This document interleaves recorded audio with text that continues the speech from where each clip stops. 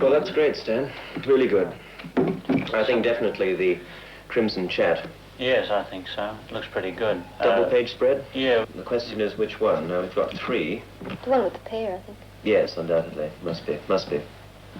Yeah. Think it would run to a double spread? There's enough there, enough detail? Yeah, I think That so. might have to be a horizontal. Sure. We've got the male and female as well as the chicks in it. I like it. Excuse me, sir. Jansen here. I think we should change some of the room. Oh, John, yes, look, I can't make it. I'm with Stan and Kay Breeden. Yeah, we're just going over the layout. Yeah, okay. See you 2:30? Before the meeting. Okay, boy. Ciao. Drawing the Crimson Chat. Oh, this is what I want to see, yes. Oh, that's really something, isn't it, eh? That's good. I'd like to see this in the introduction. What do you think? Was that taken from the photograph? It's from the same nest. Oh, yeah. Well, actually, the photograph, okay, spent a bit of time in the hide with the sketchbook. Mm-hmm. Beautiful. Beautiful. What else you got? A couple more there. What's that? One down there. Yes, our friend from Western Australia, okay, did a good drawing of that. Spotted burrowing frog. My favourite frog. That's a nice big frog. That's really something, Kay. It digs down under the ground at night, comes up at night. And how he gets rid of this crust of dirt that he's always got on him whenever you dig them up, we don't know, because when you see them out at night, they're smooth and clean as anything. But if you dig one up during the day, he's all dirty. To find out his beautiful pattern, you have to go and wash him to find out what he looks like.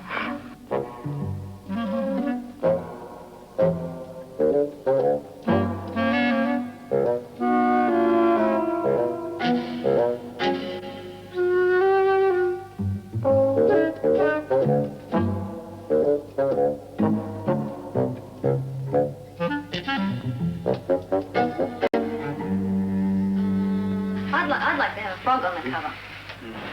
On the back cover. Oh, I wouldn't even mind if it was on the front.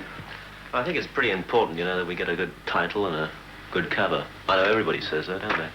We have to think of a single animal or insect that brings to light the area. What do you think, Kay? I think we should have a mammal of some sort. A mammal? Mm. Well, what sort of animals we got up there which you don't find anywhere else?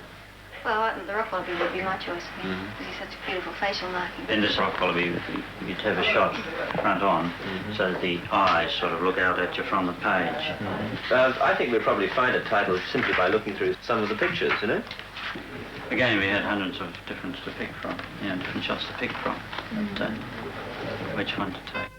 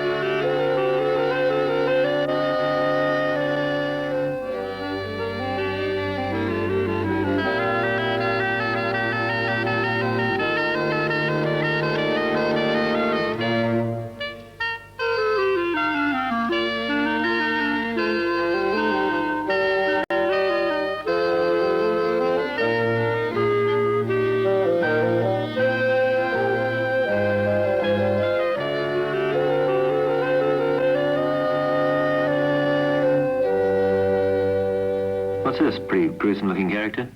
Oh, that's a frill lizard. He's not very big, and nobody'd really be frightened of him. It's just that he charges at you every now and then and sort of lands on your feet.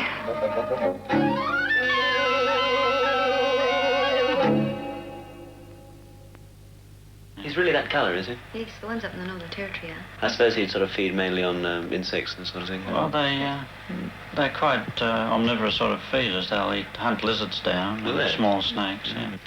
He's quite a terrifying-looking creature, isn't he? He's not very terrifying at all, really. He's not very big. No, it's enough for me. He's got a big mouth. Very sharp teeth. Yeah, you can sometimes see what he's eating for breakfast. Tremendous. Look closely. Oh, that's great. Well, he'll certainly have a pride of place.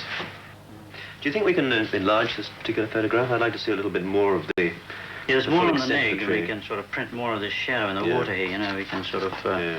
go a bit, or, you know, include that, and that sort of reflect the shapes on the top of the picture, you know. I think that the reflection of the tree itself, the branches of the tree on the ground, would make it look even more mysterious than it really is. Yes. I'm particularly interested in this area, Stan, mainly because of its scenic value. The darkness gives it a certain mystery about it.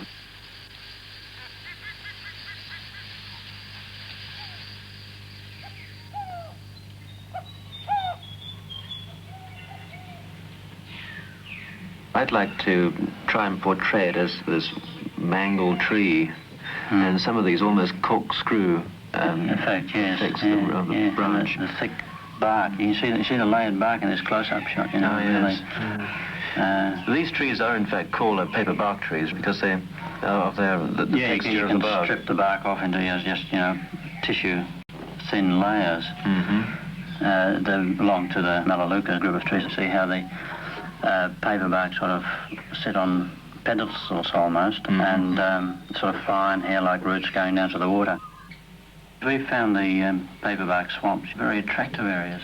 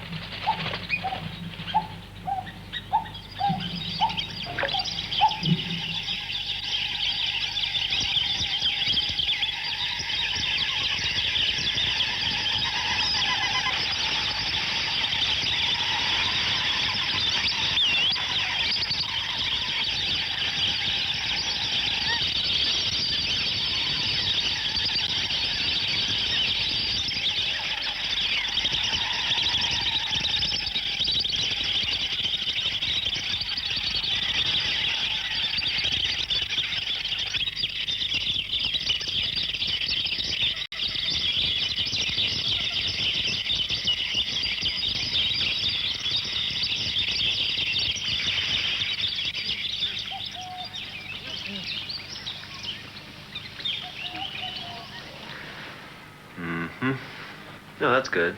That's very good. Yes, you're going well. Who's this chap? Oh, that's... It's George Jalupka. Oh, yes. Darwin that took us out to the escarpment country. Oh, of course, I remember you saying that. Have you got any more of those? Here's some of the pictures of his paintings. You might remember we told you about them. Here's one of his bird paintings, which I think are beautiful. Oh, very good. The colour in that is quite superb. A lot of his paintings incorporate ideas that he sees in the rock paintings in the escarpment. Some of the paintings he does are pure abstract, and it was just lines of pure colour and shapes. And he showed us just how he does this. First abstracting the lines, and then on black and white, then getting these onto small squares of canvas, and then when that's all been worked out, he does the large-scale paintings.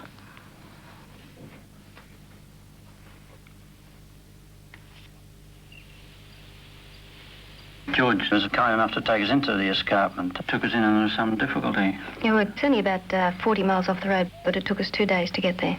There was one spot in particular George took us to, and this he called Baloru Gallery, which was well into Defada Creek. And that's the most magnificent frieze of Aboriginal rock painting, or primitive rock painting, you could wish to see anywhere. And we were very fortunate to have George with us. Not only did he know the exact locality, but he could tell us a great deal about it. One of the sort of key paintings on the frieze was a large kangaroo which stood about, I'd say about 7 feet high.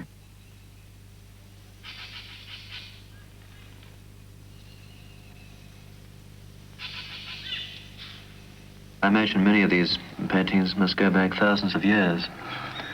Yes, and there's no accurate way of knowing just how old they are. Some artefacts and remains of animals in caves have been dated to about 5,000 years. And obviously some are very recent, so as recent as the turn of the century, but just accurate information on dating is really not known. Another one that George showed us, he interpreted as being Leichhardt. Has obviously a figure with European clothes. He's wearing a tie and he's got boots on. He also has a gun, but the interesting thing is that he's not using the gun from the shoulder and shooting with it, but he's throwing it like a spear, which seems to indicate Aborigines knew full well that a gun could kill, but they didn't know how. George also showed us how the paintings were done, how they made the brushes. He cut a piece off his own hair and showed us exactly how they painted the very fine lines. Yeah, this is what staggered us. I mean, you know, this very rough rock in some cases, and there's these fine, detailed cross-hatching on it. When George showed us not only the paintings, but also how deeply involved he was with it personally, we could understand more his own painting and the great influence of the Aboriginal style in them. That's the jabiru, isn't it? Oh, great. Yes, it's a true stork. Quite a tall bird, you know, stands about 4'6", 5 feet. This is his nest, to take it on top of the tree? Yeah, right on top of a paper bar. How did you get that? Well, it's quite a struggle in some respects. They're quite solitary birds, yes. But the nest's on the whole quite difficult to find. The ranger at Wollonga Reserve put us onto it, and he took us in his boat across the billabongs. Oh, when you come around some of the corners, the night herons would fly off from their roosting spots in the trees. And then into paperbark forest, and there it was.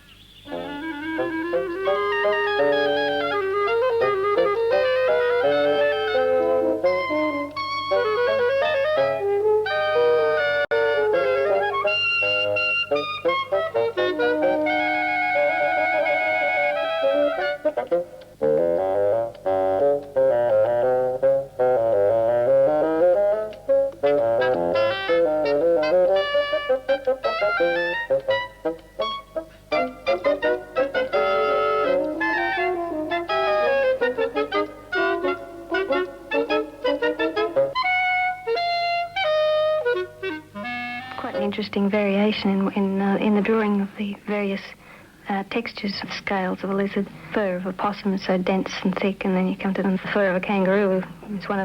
I think it's one of the hardest to draw because it's very fine and silky, and there's no depth to it. I guess I like Neil Douglas's painting because I like to do the very fine detail. He's a Melbourne painter we met in the little desert. He's a fascinating man. When you first meet him sitting in the bush, he looks as if he's part of it, with his baskets all made of the cane and a straw hat on, his hair the same colour as the hat. He's got the most fantastic blue twinkling eyes that look out from underneath all this bushy hair. We really enjoyed being with him. It's a funny thing when you're in an area and somebody else comes to camp there, you sort of tend to resent the person a little bit. Until you actually meet, and then once you've met Neil, you could never resent his presence anywhere. He paints in oils. I don't think I've ever seen any other medium that he's used. He has a rather fascinating technique to watch when he's painting, the way he builds it up from a blank piece of board. He shakes his head and puts his eyes completely out of focus just to pick up the masses of colour. And these all go in first, and gradually, as he brings the painting up to the final thing, he gradually stops shaking his head and blinking his eyes and gets down to the really fine detail right on top of the other work that he's laid in underneath. Most painters of the bush don't continue their painting right up to this very, very fine detail. When he's finished the painting, you can hardly tell where the painting finishes and the bush starts.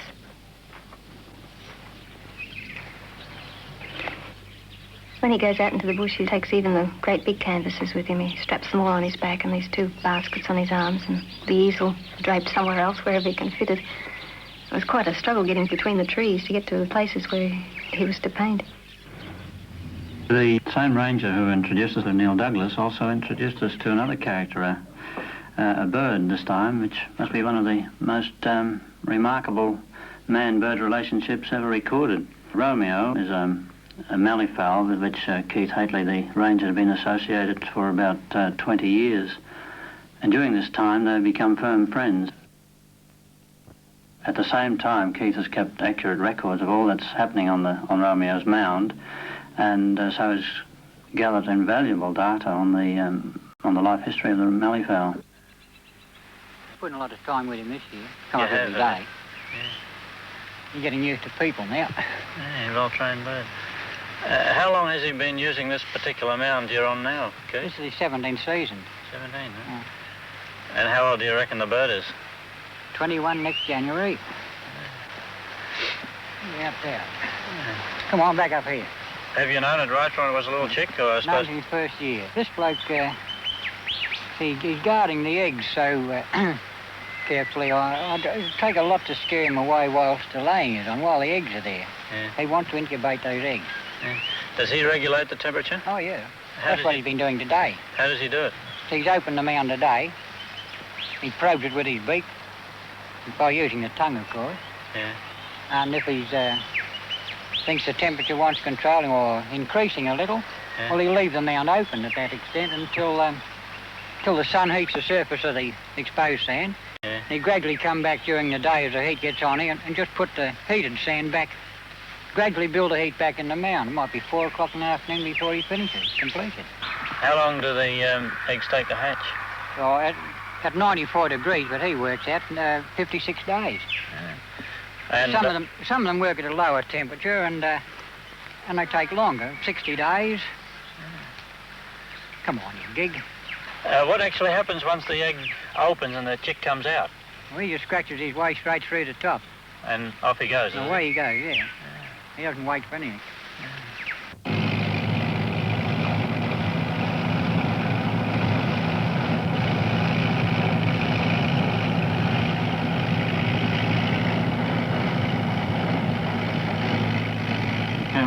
From Brisbane to Darwin, on the way out towards the escarpment.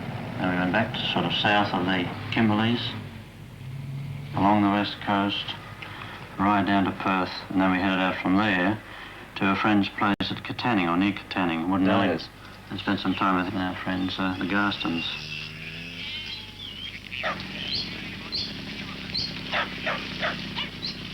It's a completely different type of habitat out there. It's wandoo forests with pockets of mallee and casuarinas and wattle.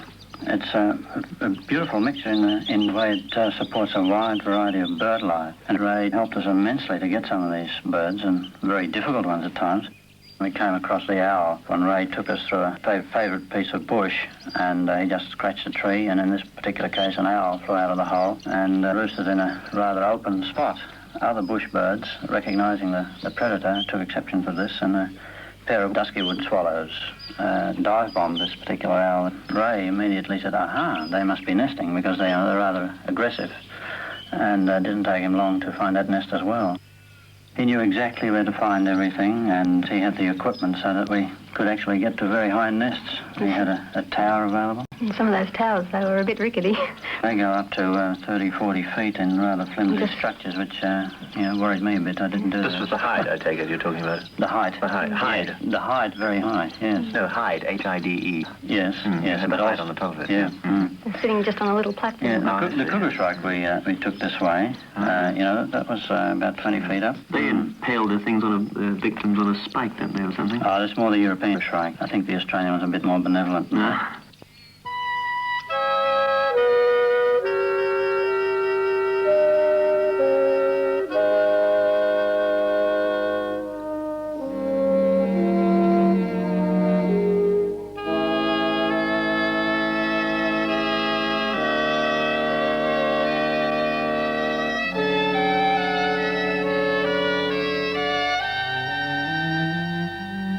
Now, how about the Stirling Ranges, Dan?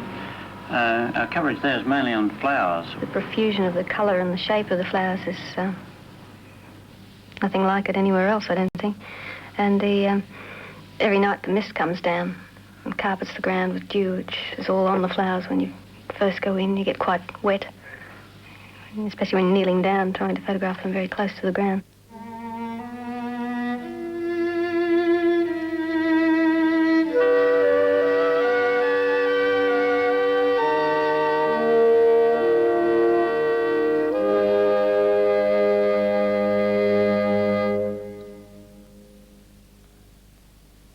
got here then, a barbecue?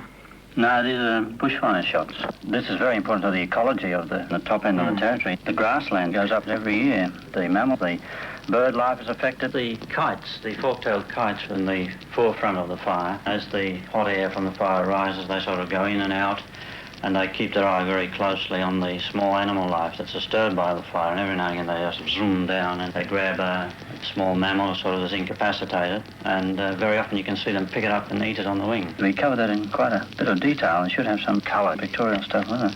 Well, I wish I'd known about this before. I only just got them back from the processor, you know. We just have to see if we can get a few more colour pages. Yes, I thought you were going to say something like that. Yeah. Well, I don't know whether we can do this. I mean, we can't add pages to a book that's already been made up.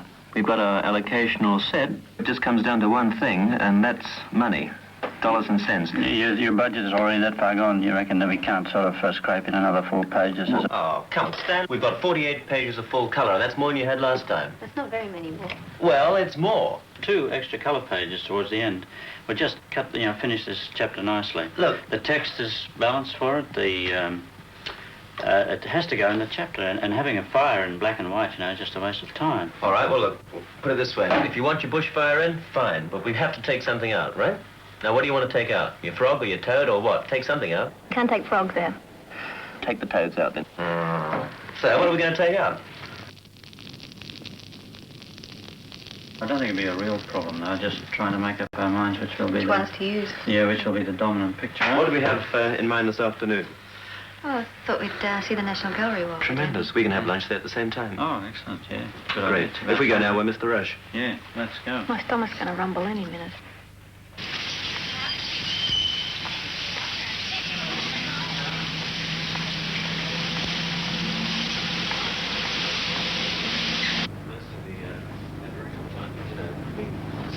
Certainly well planned out. How long has the gallery been open?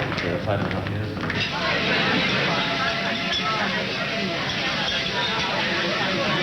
Over there,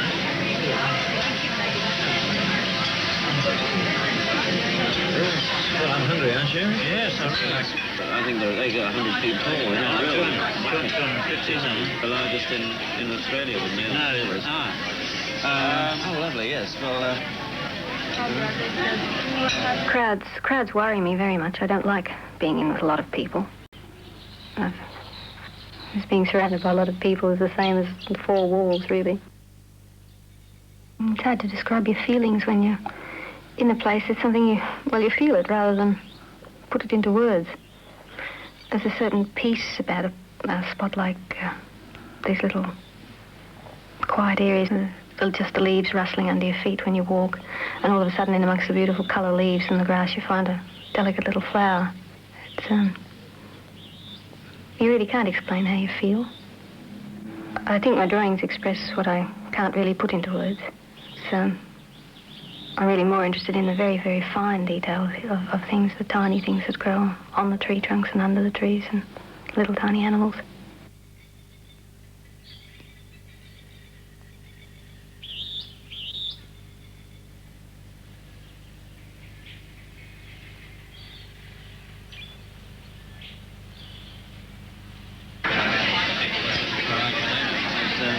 so as far as your next trip is concerned, you can get back. Look, I've got 2.5 hours.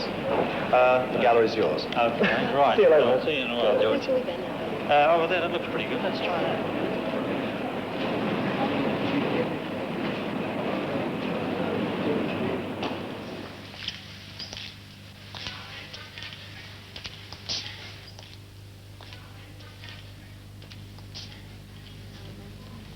Yeah, they're both fine.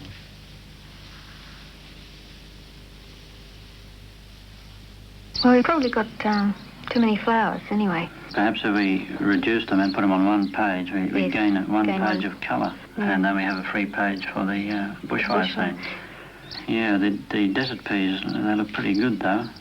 I suppose one of the obvious cuts would be amongst the wrens. There's a slight bit of repetition there. The splendid wren and the blue-breasted wren. They're both very striking, spectacular, colourful birds. The splendor in a bit make a better one-page picture.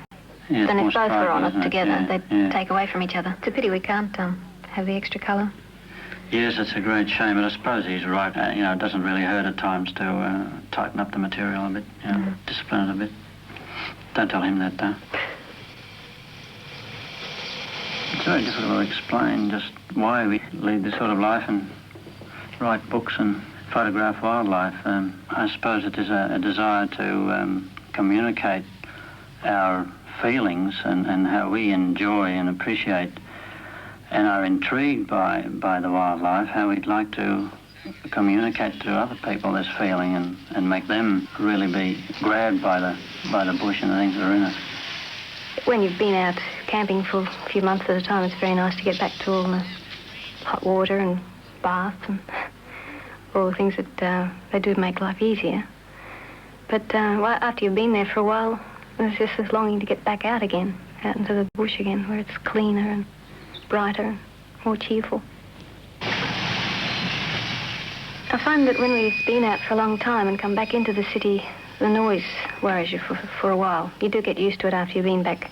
But on the other hand, when you leave the city and go out into the bush, the quiet never worries me. Well, we live in a city, and I find very stimulating the contact with other people and things in cultural sense, which are done in the cities. Well, in a way, we have the best of both worlds. We can go out in the bush and come to the cities. Now, of course, there's a conflict here.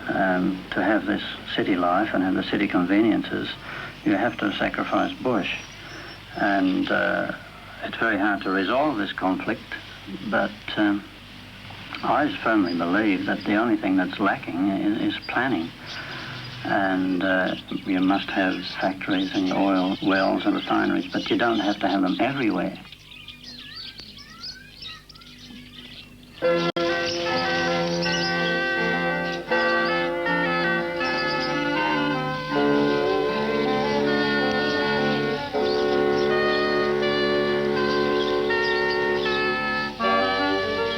The things that we try to portray and that interest us are disappearing, and in some cases have already disappeared. In a lot of places we've been and photographed and written about and have drawn are just about to go or have gone, and this to us is a deep tragedy, particularly when you remember that in 9 cases out of 10, with a bit of care and planning, this wasn't necessary. And if a balance is struck, it can be peaceful coexistence. About 40 miles out from Darwin, on the floodplain of the Adelaide River, as a rice growing project some years ago, and for the irrigation of that, put in a dam, the Fog Dam. Now the rice program failed, but the dam remains, and it's a very good refuge for waterbirds, one of the best in the country, really. During the dry season, the countryside is really parched, and there's only a few isolated spots that are permanently with water in them, and also food, fish, frogs, aquatic insects, you name it, it's there. Birds congregate in vast numbers.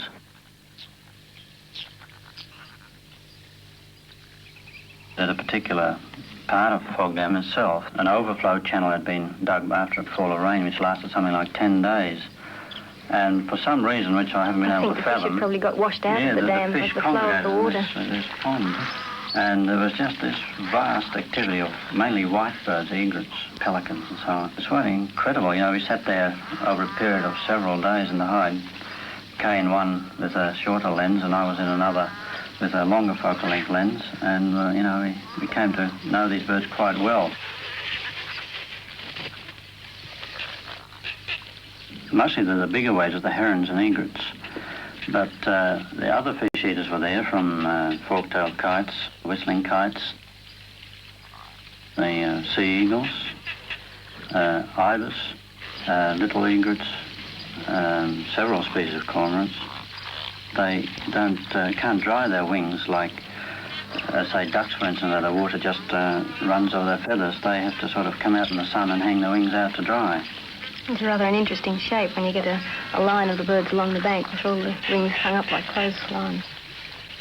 The marsh terns even came in, little tiny birds that sort of dive head first into the water after small fish. It was just, one vast activity.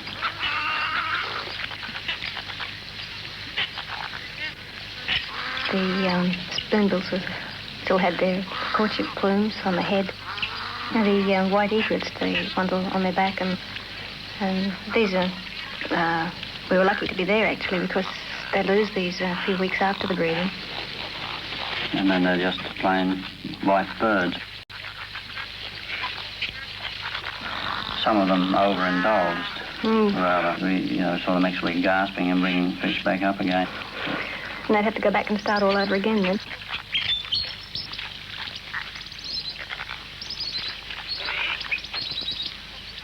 We are fortunate that we can spend considerable time in the bush where we're by ourselves and sort of able to let the life forces of nature sort of flow over us, and this is an experience I think that everybody should have. If you haven't experienced it, I think your life is the poorer.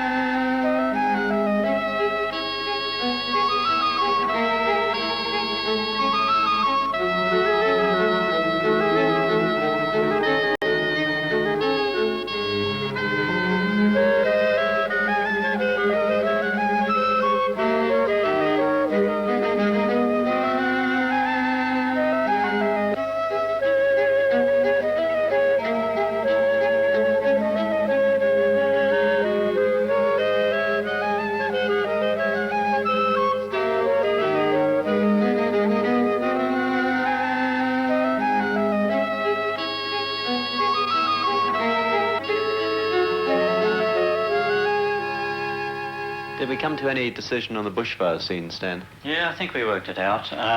If we go back to chapter 5 on the last batch of colour pages, we can squeeze up those, those sequence, those composite page, which gains as a half page, and as a horizontal, I think it'll fit in quite well there. Yes, indeed. I think that's a very good idea. I'm glad we could sort that out. That's good. Yeah. But I think your description will, well,